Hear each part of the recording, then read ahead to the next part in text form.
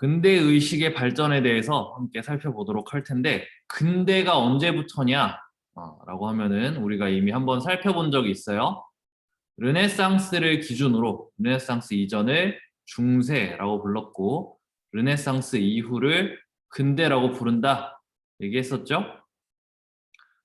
이 근대 이후에 유럽 사람들의 세계관, 사고 방식이 변화하는데요. 그것을 우리가 통틀어서 근대 의식이 발전했다. 이렇게 교과서에서 표현을 하고 있습니다. 우리가 이미 조금 살펴봤어요. 르네상스랑 종교개혁 살펴보면서 신중심의 중세 사회에서 시각이 좀 내려와서 인간을 바라보기 시작했다. 그 다음에 르네상스 정신의 영향으로 인간과 자연을 좀 탐구하기 시작했다. 그런 모습들이 이제 그 이후 시기에 어떻게 더 발전해 나갔는가, 그것을 우리가 오늘 살펴보도록 할 겁니다. 그래서 근대의식의 발전이라고 하면은 14세기 이후, 르네상스 이후의 시기를 이야기하겠죠? 우리가 이미 배웠던 시기들과 중첩됩니다. 다른 지역의 역사도 마찬가지일 거예요. 자, 먼저 과학과 관련해서요. 이제 유럽 세계에서 자연과학이 발전하게 됩니다. 르네상스 이래에 이슬람의 과학 기술을 수용하고요. 비잔티움의 문화도 수용합니다. 그리고 르네상스 정신의 영향으로 인간과 자연에 대한 탐구도 하게 돼요.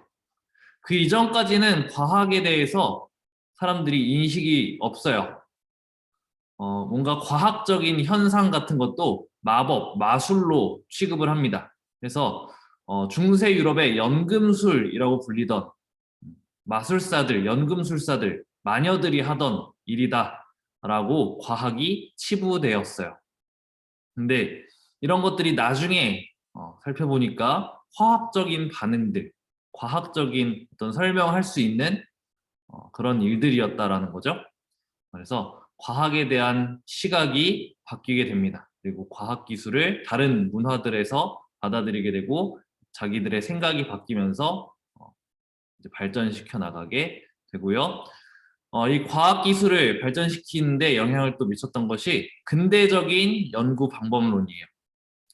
여러분들도 한 번쯤 들어봤을 용어인데 귀납법 그리고 연역법이 있습니다.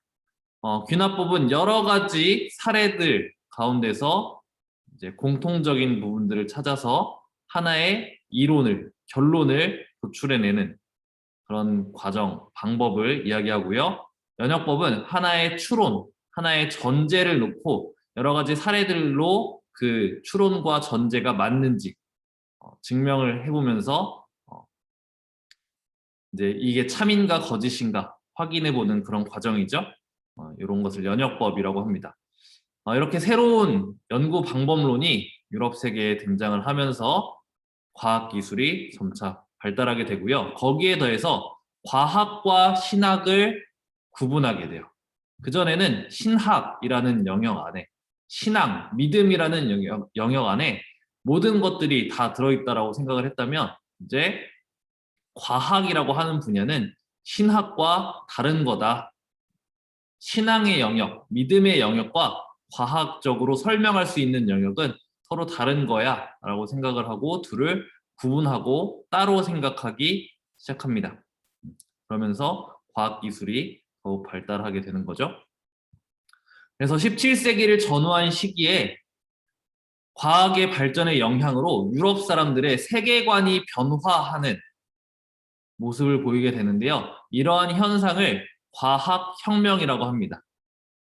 종교 중심의 세계관에서 이제 조금 더 합리적이고 과학적으로 설명 가능한 그런 세계관으로 사람들의 생각이 바뀌게 된 거예요. 그렇게 되면서 점차 합리적인 사고를 존중하게 돼요. 이 합리적인 사고라는 거는 과학적으로 설명이 가능한 또 인과관계를 증명할 수 있는, 설명할 수 있는 또 A에서 B로 넘어가는데 그 근거와 이론들을 찾아서 설명할 수 있는 그런 사고 방식이 이제 유럽 사회에 퍼지게 됩니다. 이것이 자연과학을 바라볼 때 이 합리적 사고가 작용을 하게 되면 과학이 발전하는 거고요. 이러한 합리적인 사고가 사회와 정치를 바라볼 때 이제 여러 가지 사회적인 이론, 정치적인 이론들이 등장을 하고요. 이런 것들을 통틀어서 계몽사상이라고 이 시기에 불렀어요. 그래서 우리가 조금 이따 살펴볼 계몽사상이 이 과학적인 사고 방식에 영향을 받아서 등장을 하게 됩니다. 이 당시에요, 인쇄술이 발전을 해요. 인쇄술이 발전하면서 과학기술의 새로운 발견들이 이제 다른 지역으로도 널리 또 빠르게 퍼질 수 있게 됩니다. 종교개혁이 이 인쇄술 때문에 그 주장이 널리 퍼지면서 성공할 수 있었죠. 비슷한 맥락에서 생각해 볼 수 있습니다. 그리고 지역별로 과학을 연구하는 단체들이 등장을 해서요. 사람들이 과학을 함께 연구하기 시작해요. 혼자서 하는 것도 의미가 있지만 함께 모여서 같이 생각을 나누고 서로 증명해가면서 또 때로는 비판해가면서 이렇게 하다 보면 발전이 조금 더 빠를 수 있잖아요. 그래서 과학을 연구하는 단체들이 등장을 하게 됩니다. 대표적인 인물들을 좀 살펴볼 텐데요. 코페르니쿠스, 우리 지난번에 르네상스 이야기할 때도 잠깐 언급했었습니다. 지동설, 지구가 태양 주위를 돈다라는 것을 주장한 사람이라고 했어요. 이 코페르니쿠스는요, 지동설을 주장하면서 천동설, 그러니까 지구는 가만히 있고 우주가 돈다라고 생각을 했던 중세 사람들에게, 유럽 사람들에게 굉장한 큰 충격을 안겨주게 됩니다. 그런데 이 주장이 그냥 허무맹랑한 주장으로 끝나지 않고 케플러나 갈릴레이 같은 사람들이 다양한 증거들로 코페르니쿠스의 지동설을 입증해주고 지지하게 돼요. 그러니까 과학적인 설명으로 지동설을 설명하게 됩니다. 그렇게 되니까 유럽 사람들이 지동설이 진짜구나, 천동설이 아니라 지동설이 옳은 거야 라는 생각에 이르게 되는 거죠. 이 굉장히 큰 변화예요. 지구가 중심이고 지구가 우주의 중심이고 우주가 돈다라고 생각하는 것과 지구가 우주의 중심이 아니구나 라고 생각하는 것은 사고방식에 굉장히 큰 변화를 불러오게 됩니다. 그리고 뉴턴, 굉장히 유명한 과학자죠. 이 사람은 모든 자연현상을 인과 법칙으로, 그러니까 과학적인 설명으로 원인과 결과를 분석해서 설명할 수 있다라고 이야기를 했어요. 그래서 뉴턴의 물리 법칙들, 1, 2, 3 법칙 있죠? 과학 시간에 아마 배울 거예요. 이런 이론들을 제시하고요. 수학적으로 세상을 바라보려고 합니다. 이렇게 뉴턴과 같이 수학적으로, 인과론적으로 세상을 분석하고 설명하려는 그런 시도들을요, 기계론적인 우주관이다라고 이야기를 합니다. 그러니까 이 우주 그리고 세상이 기계처럼 어떤 법칙과 규칙에 의해서 움직인다라고 하는 거죠. 근데 이 뉴턴 같은 사람이요, 신의 존재를 부정하면서 기계론적 우주관을 이야기한 게 아니라요, 이 뉴턴이 크리스천이에요. 그래서 이 기계론적 우주의 원리를 만드는 사람이 아니죠. 원리를 만든 존재가 신이다라고 이 사람은 생각했다고 합니다. 전에도 얘기했지만 이 근대 시기 사람들은 신중심의 사회에서 인간에게 시선이 내려오긴 했어도 아주 종교를 버리진 않았다 그랬죠. 그런 모습을 뉴턴이 보여주고 있어요. 코페르니쿠스도 마찬가지인데요. 코페르니쿠스도 성직자 출신이에요. 그래서 그런 종교성을 아주 버린 사람은 아니었다라는 것을 우리가 생각해 볼 수 있습니다. 자, 이러한 과학적인 사고방식이 유럽 사람들의 생각과 시각을 바꾸었고요. 이것이 사회와 정치를 바라보는데 적용되기 시작합니다. 그러면서 이제 계몽사상들, 여러 사회, 정치 이론들이 등장을 하게 되는데요. 몇 가지 우리가 살펴보도록 할 겁니다. 자연법 사상이라는 게 등장을 해요. 사실 자연법 사상이라는 명칭은요, 중세 시기에도 있었어요. 근데 이제 근대에 들어오면서 중세와는 다른 새로운 자연법 사상이 등장을 합니다. 이제 중세 시기에는 신의 법칙, 신의 섭리, 신의 인도하심이 모든 것을 이끌어 간다라고 생각했던 게 자연법이었어요. 신의 진리가 모든 것을 이끌어 간다. 근데 근대로 넘어오게 되면서 이 신을 조금 걷어내고 현실의 법 위에 존재하는 근원적이고 보편 타당한 원리가 있다라고 생각하는 것이 자연법 사상으로 변화하게 됩니다. 이게 무슨 말이냐? 생명이 소중하다. 인권은 보장되어야 한다. 이런 명제들은 우리나라에서나 미국에서나 저기 아프리카 땅에서나 동남아시아에서나 인도에서나 어디서나 적용될 수 있는 그런 명제죠. 어디서나 적용될 수 있는 보편 타당한 보편적인 원리 이런 것이 있다라고 믿는 게 자연법 사상이에요. 그리고 어느 지역에서뿐만 아니라 어느 시대에서나 지금 현재에서도 생명 소중하고 인권 보장받아야 된다. 타당한 얘기죠. 100년 전, 200년 전, 뭐 300, 400년 전, 1000년 전 모두 마찬가지일 거예요. 생명이 소중하다라는 거 모두가 동의할 수 있습니다. 물론 이제 그 보편적인 권리가 누구한테까지 적용돼야 되느냐 뭐 이런 것들은 시대별로 신분제라는 게 있었기 때문에 좀 다르긴 했겠지만 그래도 기본적으로 그런 생각을 사람들이 가지고 있었다라는 거죠. 이런 자연법 그리고 이 자연법이 지켜줘야 되는 여러 가지 권리들, 자연권 이런 것들이 보장받아야 된다라고 사람들이 생각을 하게 돼요. 그러면서 이제 국가와 사회가 어떻게 생겨났는가 개인들의 계약을 통해서 국가가 출연한다라고 주장하는 사회계약설이 등장을 하는데 자연법을 보장해주고 자연법에서 이야기하는 여러 가지 권리들, 자연권을 보장하려면 국가가 필요하다라는 논의에 이르게 됩니다. 그리고 그 국가는 개인들이 자연법을 보장받기 위해서 계약을 통해서 만든 거야 라고 설명을 해요. 근데 이 자연권을 보장하기 위해서 만든 국가도요, 다양하게 해석이 되고, 사람들마다 이론이 좀 다른데요. 대표적인 두 이론을 살펴보면요. 홉스의 이론과 로크의 이론이 있어요. 홉스는요, 절대군주를 옹호합니다. 그러면서 국가는 개인을 보호하기 위해서 절대적인 권력을 가져야 된다라고 주장을 했어요. 홉스의 생각에는요, 이 자연법이 보장되기 위해서는 절대적인 권력이 필요하다. 왜냐?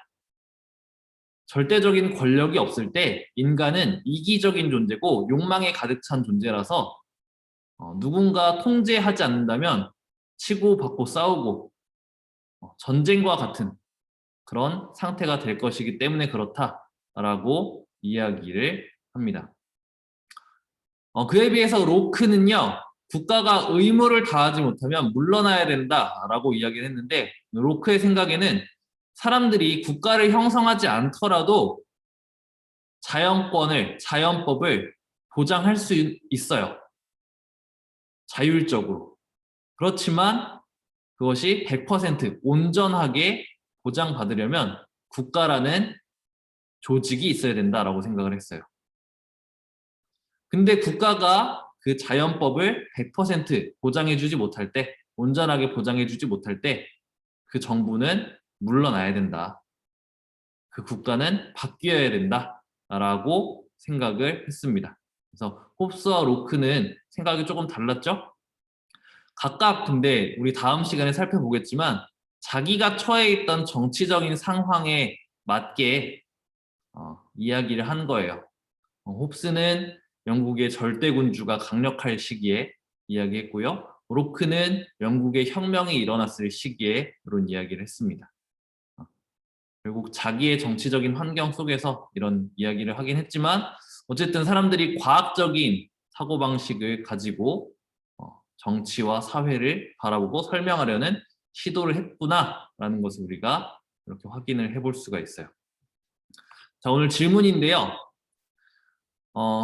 홉스와 로크 각각의 사회 계약론, 그 맥락이 사실 있어요. 근데 맥락을 좀 제거하고 둘이 동시에 나왔다라는 전제하에 왕과 귀족 계층, 시민 계층이 각각 누구의 사회계약서를 지지했을까? 왕의 입장에서, 귀족의 입장에서, 시민의 입장에서 누구를 지지했을 것 같은지 한번 생각해 봅시다. 맥락을 좀 제거하고 각 계층의 입장이 돼서 생각해 보면 좋겠어요. 자, 그다음에 계몽사상이라고 하는 인간의 이성으로 이제 사회를 바꿀 수 있다라고 생각하는 그런 믿음이 등장을 하게 되는데요. 이 계몽사상이라는 것 안에 다양한 사회 이론들, 정치 이론들이 포함이 됩니다. 사회와 정치를 이렇게 바라보고 과학적으로 분석하려고 하고 원인과 결과를 파악해보고 그렇게 보다 보니까 더 나은 방향으로 나아갈 수 있는 방법을 사람들이 생각하게 되는 거죠. 지금 현재는 이러한 모습인데 이거를 조금만 바꾸면 새롭게 변할 수 있을 것 같아. 지금까지 하던 게 낡은 관습이니까 이걸 바꾸면. 그리고 지금 사람들이 사회를 이렇게 생각하고 이렇게 살아가는 거는 좀 미신적인 요소가 있는 것 같아. 우리가 합리적으로 생각한다면 조금 바꿀 수 있을 것 같아. 이렇게 생각을 하게 돼요. 그래서 사회의 진보를 사람들이 꿈꾸게 되죠. 근데 이건 한두 사람의 노력으로 할 수 있는 게 아니죠. 그래서 여러 사람들이 함께 깨닫고 느끼고 뭔가 변화를 일으켜야 되는데 그래서 다른 사람들을 계몽시켜야 돼요. 깨우치게 해야 되고 영어로는 enlightenment라고 하는데 빛을 줘야 돼요. 빛을 밝혀줘야 돼요. 그래서 이성의 소유자인 인간 개개인이 각자가 가진 자유와 평등을 가지고 각자의 능력을 발휘해서 사회를 변화시켜 나가야 된다라고 생각하는 데까지 이르게 됩니다. 생각이 점차 발전해 나가는 거죠. 뻗어 나가고 있어요. 근데 그 뻗어 나가는 생각을 실현하기 위해서 보니까 절대 왕정이라고 하는 사회 구조가 가로막고 있어요. 이 절대 왕정이라는 사회 구조를 깨트려야 신분제도라고 하는, 또 우리가 나중에 프랑스 혁명 때 살펴보겠지만 부제도라고 하는 여러 가지 사회적인 악습들 아니면은 불합리함들, 이런 것들이 좀 깨져야 뭔가 변화를 이룰 수 있을 것 같아요. 그래서 이런 계몽사상의 영향으로 나중에 시민혁명들이 일어나게 됩니다. 우리 다음 시간부터 이제 영국혁명, 미국혁명, 프랑스혁명 같은 여러 혁명 운동들을 살펴볼 거예요. 그러다 보니까 사실 이 계몽사상은 환영받지 못해요. 절대 왕정에 의해서 좀 탄압받기도 하고요. 핍박당합니다. 대표적인 사람들 살펴볼 텐데요. 루소라는 사람이 있고요. 그다음에 여러 계몽사상가들이 함께 모여서 만든 백과전서라는 책이 있습니다. 루소도 프랑스 사람이고요. 백과전서도 프랑스 사람들이 대체로 참여해서 만든 책인데요. 프랑스가 계몽사상이 많이 발전했던 지역이에요. 그럼에도 불구하고 우리 다음에 살펴보겠지만 계몽사상이 널리 퍼지고 받아들여지지는 않았던 곳입니다. 왜냐? 절대 왕정이 이걸 핍박했기 때문에 그래요. 루소 같은 경우는요, 자유와 평등 그리고 국민 주권을 강조합니다. 특별히 국민 주권의 이념을 제시하면서 국가가 한 사람의 의지, 그러니까 국왕의 의지로만 운영되어서는 안 된다. 국민 모두의 의지, 공동의 의지로 국가가 이루어져야 된다, 운영되어야 된다라는 생각을 제시하게 됩니다. 어려운 말로 일반 의지라고 이렇게 표현을 하는데요. 조금은 이상적인 공동선의 모습을 상정하고 그것에 많은 사람들이 동의할 거다, 라고 생각을 했어요.